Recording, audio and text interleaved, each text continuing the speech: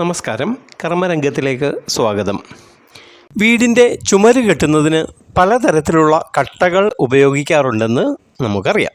പണ്ടും ഇപ്പോഴും പൊതുവെ ഉപയോഗിച്ചു വരുന്ന ചുടുകട്ട അഥവാ ഇഷ്ടിക, അതല്ലെങ്കിൽ ചെങ്കല്ല്, സിമൻറ്റുകട്ട, AAC ബ്ലോക്കുകൾ തുടങ്ങിയവയൊക്കെ ഇതിൽപ്പെടുന്നു. ഈ കട്ടകളിൽ ഓരോന്നിനും അതിൻ്റേതായ ഗുണങ്ങളും പരിമിതികളുമൊക്കെയുണ്ട്. പക്ഷേ അതേക്കുറിച്ചല്ല ഇപ്പോൾ നമ്മൾ പറയുന്നത്.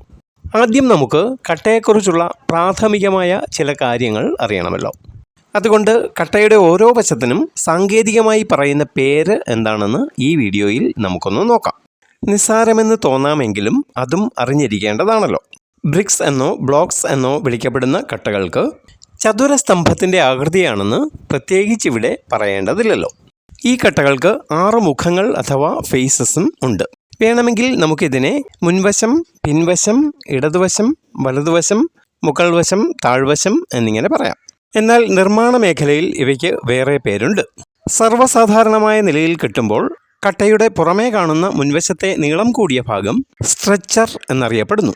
ഇതുപോലെ തന്നെയുള്ള ഒരു മുഖം നേരെ എതിർവശത്ത് പുറകിലുമുണ്ടല്ലോ. അപ്പോൾ 2 വശമായി.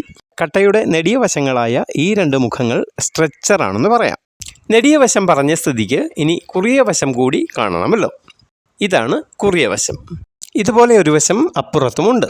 ഈ കുറിയ വശങ്ങളെ ഹെഡർ എന്നാണ് സാങ്കേതികമായി പറയുന്നത്. ഇനി കട്ടയുടെ മുകളിലും താഴെയും ഓരോ വശങ്ങളുണ്ടല്ലോ.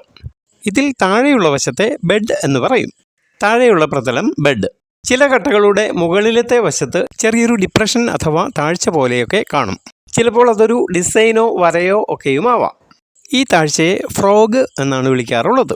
ഇത് വെറുതെ ഭംഗിക്ക് മാത്രമുള്ളതാണെന്ന് കരുതരുത്. മോർട്ടാർ അഥവാ ചാന്ത് ഉപയോഗിച്ച് കട്ട കെട്ടുമ്പോൾ ഭിത്തിക്ക് ബലം പകരാൻ ഈ കുഴികൾ സഹായിക്കുന്നുണ്ട്. അതായത് മോർട്ടാർ ഈ ഫ്രോഗിലേക്ക് ഇറങ്ങി കട്ടകൾ തമ്മിലുള്ള ബൈൻഡിങ്ങിനെ സുദൃഢമാക്കുന്നു. ഇവിടെ നമ്മൾ ബ്രിക്സ് അഥവാ കട്ടകളെക്കുറിച്ചുള്ള ചെറിയ ചില കാര്യങ്ങൾ പറഞ്ഞു എന്നേ ഉള്ളൂ. അറിഞ്ഞുകൂടാതിരുന്നവർക്ക് ഇക്കാര്യങ്ങൾ പ്രയോജനമായി എന്ന് കരുതിക്കൊണ്ട് നിർത്തുന്നു. ഇഷ്ടപ്പെട്ടവർ ലൈക്ക് ചെയ്യണമെന്നും അഭിപ്രായങ്ങൾ കമൻറ്റ് ചെയ്യണമെന്നും പുതിയ പ്രേക്ഷകർ ഈ ചാനൽ സബ്സ്ക്രൈബ് ചെയ്യണമെന്നും അഭ്യർത്ഥിക്കുന്നു. ഇനി നമുക്ക് അടുത്ത വീഡിയോയിൽ കാണാം. താങ്ക്